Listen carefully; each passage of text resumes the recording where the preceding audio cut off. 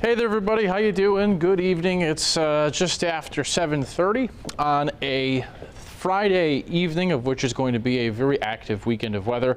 Thanks for joining us here on what's going to be a pretty busy weekend of weather in Central Florida. And if you have a question or a comment or a concern, please let me know in our feed here. And I believe we are live on our YouTube page. So let me pull that up so I can see our feed here in case I have any questions or comments. So thanks for watching, everybody here. And the first thing you need to know about is rain. There's going to be waves of tropical rains this weekend. We're looking at probably 2 to 5 inches of rain everywhere. It's going to start between 8 a.m. and noon. And the rain ends between 8 a.m. and noon on Sunday. So 8 to 12 tomorrow, rains come in, they end 8 to 12 on Sunday. And tropical rains is a high threat. Greetings, Matrix, Outdoors, Swamp, how you doing?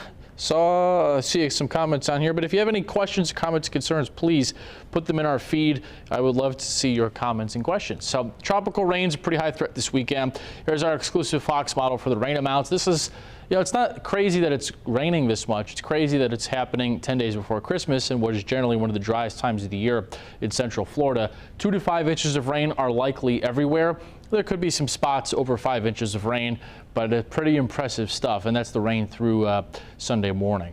Coastal flooding is a high threat. Tides are already running a few feet above normal. In the surface zone will peak between 12 and 18 feet, and breakers 8 to 12 feet.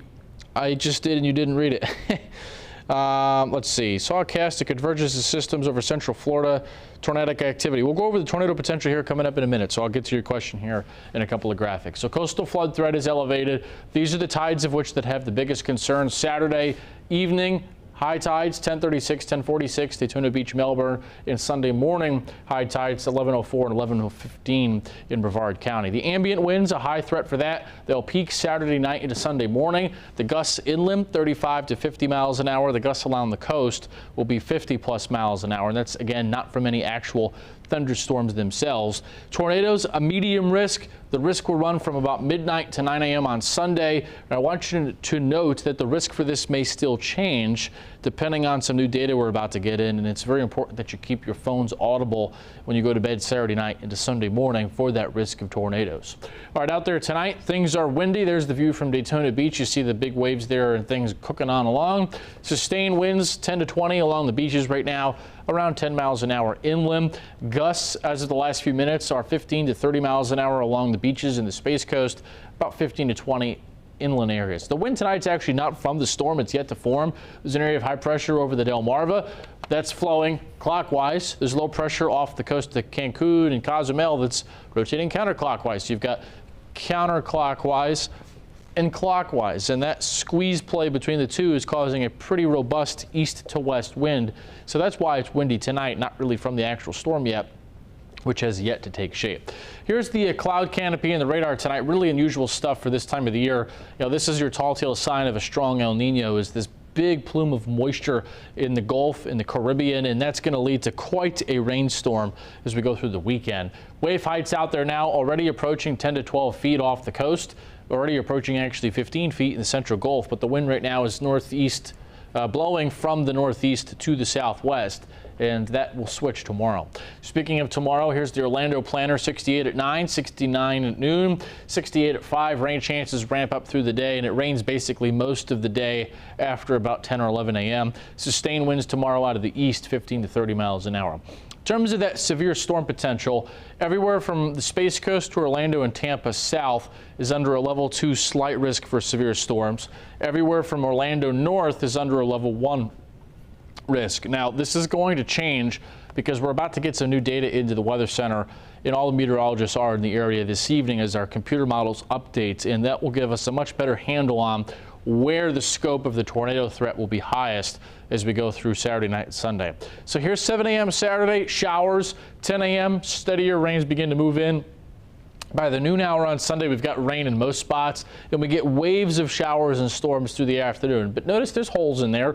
For example, in Sanford, it might be not doing anything at 3 o'clock rain-wise, where in the city, in the airport, it's downpouring. So it's waves of showers and storms. By 7 p.m., you see it really starts to fill in.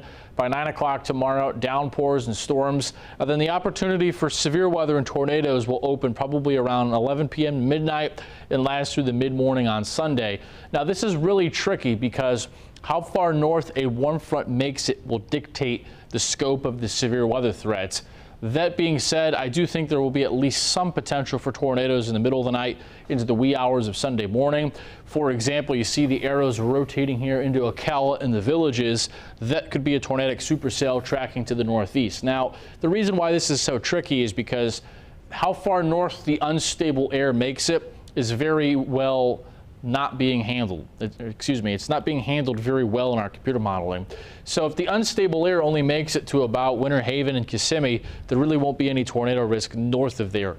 However, something else that is at play is what's called a triple point, which is where multiple fronts meet. There's a warm front here, the low pressure center here, and a cold front, and right where they meet, even in areas of lacking instability and storm fuel, there can be a tornado. So wherever this low tracks in the middle of the night, this is 5 in the morning, there could be a tornado threat. So it's really important that you go to bed and have your phone on, a way to get alerts to wake you up so that, God forbid, there's a tornado warning or even a real tornado heading towards you, you can get to shelter and flip us on and get the accurate information you need to stay safe.